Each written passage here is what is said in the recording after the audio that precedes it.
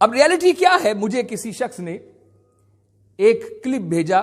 بعض اوقات کچھ فرضی کہانیاں ہوتی ہیں لیکن ان فرضی کہانیوں کے دامن میں بہت بڑی سچائی ہوتی ہے، بہت بڑی سچائی ہوتی ہے.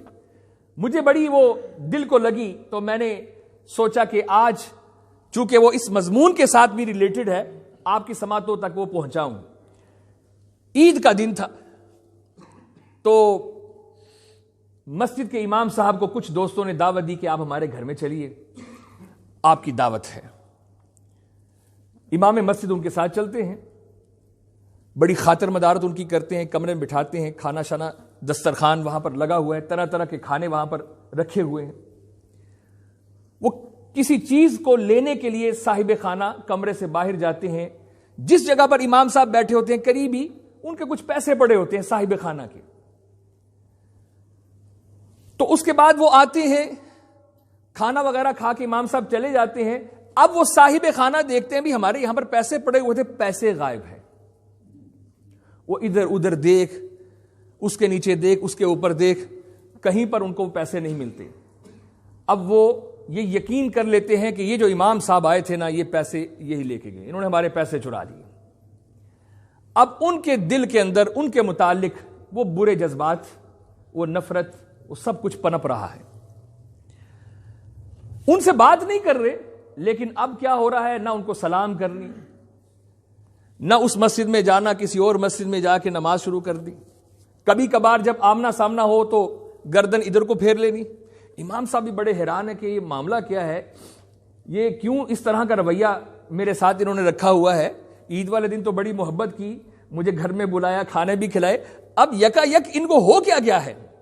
وقت گزرتا گیا، دوبارہ پھر عید کا موقع آیا تو ان لوگوں نے کہا کہ ہمیں چاہیے کہ ذرا امام صاحب کو تھوڑا سبق سکھائیں، اور ان کو پھر گھر میں بلاتے ہیں اور پھر انہوں نے کوئی پلاننگ کی کہ ان کو سبق سکھاتے ہیں. ان کے پاس گئے، حضرت صاحب ہمارے گھر میں آپ نے آنا ہے، دعوت. وہ امام صاحب بڑے خوش ہو گئے، چلیں ایک سال پورا بڑی نفرت کا انہوں نے مظاہرہ کیا ہے، اب ہو سکتا ہے کہ وہ تعلقات اب بحال ہو رہے ہیں. انہوں نے دعوت کو قبول کیا. اسی طرح اسی کمرے کے اندر وہ دسترخوان لگا ہوا ان کو بٹھایا.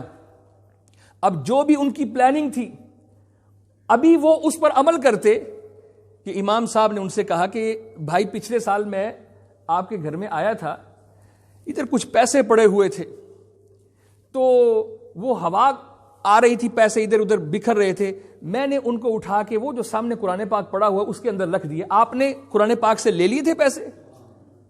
اب جب انہوں نے یہ سنا تو پیروں تلے زمین نکل گئی. ہو ہم کیا سوچتے رہے ہیں، فوراً لب کے قرآن پاک کو کھولا، پیسے وہیں پر تھے. انہوں نے معافی تلافی، حضرت صاحب ہم تو پورا سال یہی سوچ کے کہ آپ ہمارے پیسے لے گئے ہیں تو اس لیے ہمارے یہ جذبات تھے، اس لیے ہم نفرت کر رہے تھے آپ سے، یہ تو معاملہ یہ ہو گیا. ابھی جب وہ یہ بات کر رہے تھے نا امام صاحب نے زاروں قطار رونا شروع کر دیا. انہوں نے کہا حضرت بات کو چھوڑیے، معافی چاہتے ہیں. انہوں نے کہا نہیں نہیں نہیں، میں اس بات پر نہیں رو رہا کہ تم نے مجھ پر یہ الزام لگایا کہ میں نے چوری کی، رو اس لیے رہا ہوں کہ پورا سال گزر گیا تو نے قرآن پاک کو کھولا ہی نہیں ہے.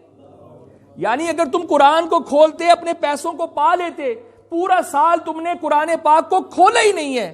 کتنی بڑی بدقسمتی اور بدبختی ہے، قرآن ہمارے گھر میں ہے، ہم اس کو کھولتے ہی نہیں ہیں، ہم اس کی تلاوت ہی نہیں کرتے. یہ ایک فرضی کہانی تو تھی لیکن اس فرضی کہانی کے دامن میں یہ بہت بڑی سچائی ہے. آج کتنے ہی ہمارے مسلمانوں کے ایسے گھر ہیں کہ قرآن بڑے اچھے غلاف کے اندر، اچھے کپڑوں کے اندر، قیمتی کپڑوں کے اندر لپیٹا ہوا ہے، پڑا ہوا ہے، گرد جم جاتی ہے لیکن اس غلاف سے، اس کپڑے سے نکال کر تلاوت کرنا نصیب نہیں ہوتی.